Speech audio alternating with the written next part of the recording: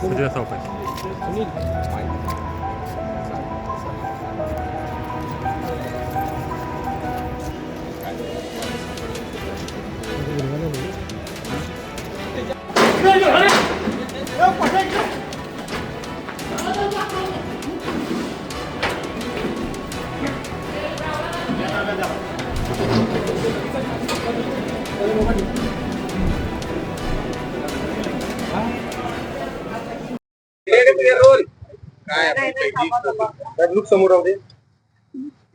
खर तर ज्या पद्धतीनं छत्रपती शिवाजी महाराज, छत्रपती संभाजी महाराज आणि राजमाता जिजाऊ साहेबांच्या बद्दल वक्तव्य केलेले आहे, त्या केलेल्या वक्तव्यांना क्षमा नाही असं माझं मत आहे. आणि आज जो जामीन न्यायिक प्रक्रियेतून मिळालेला आहे, की जी प्रक्रिया चालली त्याच्यामुळं ते चाललेलं आहे, भारतीय संविधानानुसार न्यायाच्या ह्याच्यानुसार चाललेलं आहे. पण त्या वक्तव्यामुळं अनेक हजारो लाखो लोकांची मनं दुखवलेली आहेत. आणि 3 वर्षाचेच आपण जे ती शिक्षा आहे या गोष्टीसाठी.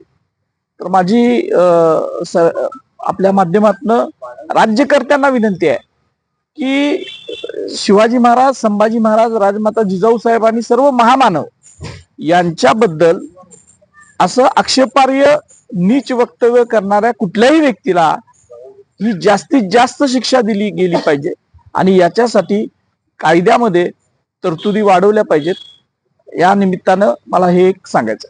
5:30 वाजेपर्यंत खरं तर पैसे भरायचा वेळ असतो, 5:45 वाजता पैसे भरायची प्रोसेस आता कोर्टामध्ये चालू आहे. याच्याकडे कशा पद्धतीने नाही, ते आता कोर्टाच्या प्रोसेस प्रमाणे ते बघतील सगळा विषय काय चाललाय तो. आणि जे योग्य पद्धतीनं आहे त्या पद्धतीनं ते व्हावं. ज्या अटी शर्ती न्यायालयानं घातलेल्या आहेत त्या अटी शर्ती च पालन कसं होईल यावर सुद्धा आमचं लक्ष असणार आहे. आणि पुढे जाऊन माझ्या काही अजून प्रश्नांची उत्तरं मिळालेली नाहीत. त्यानं ज्यावेळेला फोन केला त्यावेळेला त्याच्याबरोबर कोण होतं, माझा नंबर त्यांना कुणी दिला, तो एकटाच आहे का, आणि त्याच्याबरोबर त्याला वाचवणारी काही यंत्रणा आहे का, याचा सुद्धा शोध शासनकर्त्यांनी आणि पोलीस दलांनी घ्यावा अशी माझी ही मागणी पहिल्यापासून आहे आणि ती कायम राहणार आहे. या सगळ्या प्रकरणांनी कोर्टामध्ये माहिती देत असताना किंवा एकूण जामीन अर्ज सादर करत असताना तुमच्या संदर्भात आक्षेपार्ह विधान केलेले आहेत, त्या संदर्भात तुम्ही कशा प्रकारे गांभीर्याने घेतलेला आहे, त्याला नोटीस सुद्धा इश्यू केलेली आहे. त्या संदर्भात आमचे वकील माननीय ऍडव्होकेट असीम सरदे यांनी एक नोटीस दिलेली आहे प्रथम.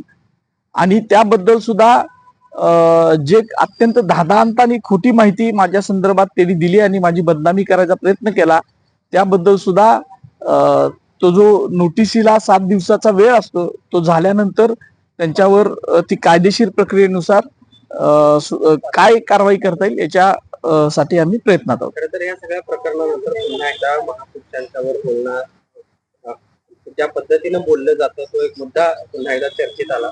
आता 11 तारखेला गृहमंत्री अमित शहा रायगडावर येत आहेत. माहिती अशी आहे की ते याच अनुषंगाने ते काही घोषणा करणार आहेत. काय तुमची अपेक्षा आहे ज्या पद्धतीने आता गृहमंत्री अमित शहा येत आहेत रायगडावर? खर तर गृहमंत्र्यांच्या पक्षाच्याच लोकांनी, आपण बघताय कोश्यारी असतील, तो द्विवेदी असेल, कोणतर पांडे आहे आज का शिवाजी म्हणणारा, एक जण कोणतर खासदार होता की शिवाजी महाराजांचा अवतार आहेत म्हणणारा, अशाच लोकांनी शिवाजी महाराजांची जास्त बदनामीकारक वक्तव्य या 4, 5, 10 वर्षामध्ये केलेली आहेत.